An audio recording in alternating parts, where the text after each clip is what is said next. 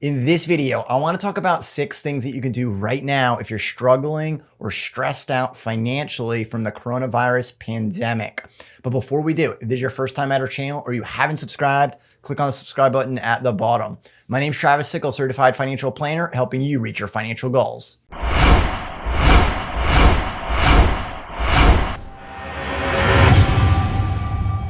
So I wanted to take the time as we move through this pandemic that's affected the world, including our country.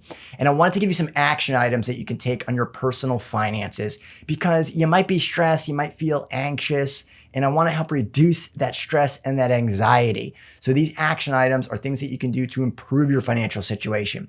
And the first one is looking at your emergency fund. So it's time to take an inventory of all the cash on hand. So even if you don't have a designated emergency fund, if you have cash, now's the time to start taking that inventory. And don't think just checking and savings accounts. Also look at your Venmo accounts or your PayPal accounts or all those other accounts that might have cash that you might have forgot about, including in your pockets, in your drawers, around the house. Gather it all up. Now, another quick tip that you can generate cash are credit card points. Consider looking at those points and converting them to cash. Now, you might be thinking that later on down the road, you can convert it to a trip or something else that the credit card company has to offer. But really, if you don't have an emergency fund, you don't have that set aside, and you're gonna run into a hardship, maybe now's the time to just convert it to cash and put it aside. Number 2 is looking at the bills. Now, you might be thinking, yes, this is the part that's stressing me out. I have these bills I need to pay. That's true, but you need to prioritize. You need to look at the things that you need to pay, and you need to look at the things that you can live without. So if there's things that you can live without, like cutting the cable bill, I cut mine years ago, but if you haven't, now's a great time to start looking at that to cut the cable bill. So there's a handful of ways that you can go about this, looking at your bills. You can write them down, you can take out a calendar, you can just place them on the calendar when the bills are due and the amounts that are due. And if you're seriously strapped, start reaching out to the credit card company, to the utility companies to see if they'll work with you and what your options are. There's no point in putting it to the side or just not paying the bill. You want to know what your options are so you can figure out what you need to do moving forward, rather than getting to a point where it's too late and you're getting late bills and you're getting fines and penalties and interest and all that other terrible stuff that you want to avoid. You just need to get in there and look at these bills and figure out what's going to be due.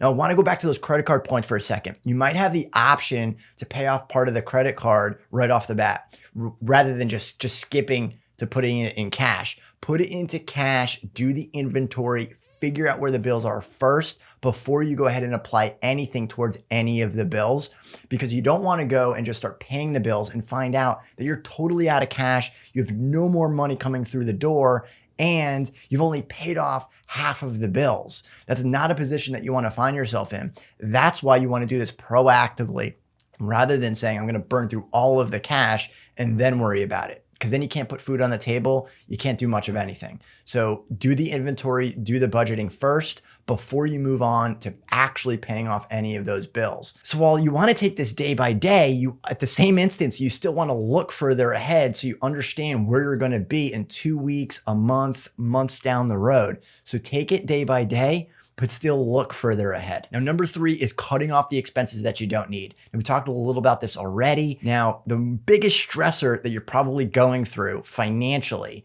is you're thinking that you're going to bring in less money than you're spending. And if we can work this problem, we can put yourself in a better financial situation, which will make you less stressed financially. For a lot of you, this is going to be really tough moving forward.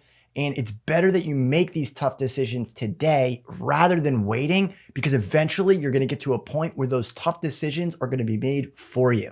So if you need to sell your car, downsize the car, you need to refinance your mortgage, you need to cut back on these expenses, you're better off doing it ahead of time rather than waiting, especially if you're in a tough financial situation. For whatever reason, you don't have an ample amount of a cash reserve, you don't have a cash reserve at all, you need to make the decisions now rather than those decisions being made for you later on down the road. So these next 3 points are a little bit more on the planning side. The first one is looking at your taxes. Now, you still have to file by April 15th. 15th. I don't know why there's a ton of articles out there that's saying you're getting a 90-day extension that is only on the payment.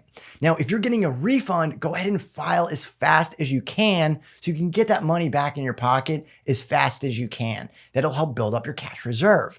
Now, if you owe money, still file your taxes as fast as you can. Why? It's going to create clarity for you. You're going to know exactly how much you owe them. And you're still going to get that additional 90 days past April 15th to make that payment. So you can go back to your calendar, go back to your list of bills and payments that you need to make and add it to it. But again, if you have a refund coming or you don't owe anything, go ahead and file your taxes as quickly as possible just so you can get that off the table and out of the way. The next one is looking at your IRS Form W-4. Now this controls your withholdings. Now there's been talks that they're going to cut payroll tax. Don't get confused between the two. Payroll tax is different than your federal withholdings. The W-4 affects your federal withholdings.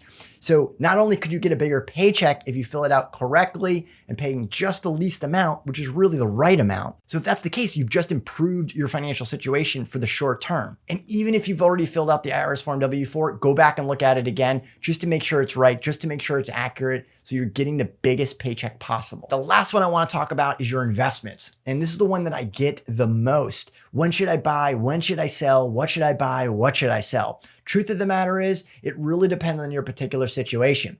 Now, if you have mutual funds or ETFs, now's the time to look at it and say, should you rebalance? Is something overweighted? Now, if you own individual positions, just go ahead and look at those positions and making sure that they're still the ones that you want to own. Do they have a lot of debt? Do they have a low amount of debt? Do they have a good cash reserve? Can they weather the storm? Those are the fundamentals of investing right there. So you want to go back and look at your investments and make the right decisions for your particular situation. And if you don't know what you're doing, go get help. And go find somebody that can help you make those decisions. If it's a financial advisor, an investment professional, go seek them out and help them give you the guidance that you so desperately need if you're concerned about your investments. Now, those are only some of the things that you can do to improve your financial situation, reduce your stress, your anxiety, and really just move forward with a better frame of mind and hopefully get through this. No telling how long this is going to last. Hopefully it's shorter rather than longer, but we don't know. So do the things that are necessary. And if you have any questions, go ahead and leave them in the comments below. I'll try to answer every single one of them. If you have a financial question, I can do it on future videos. And if you've enjoyed this video, be sure to subscribe and leave your comments down at the bottom.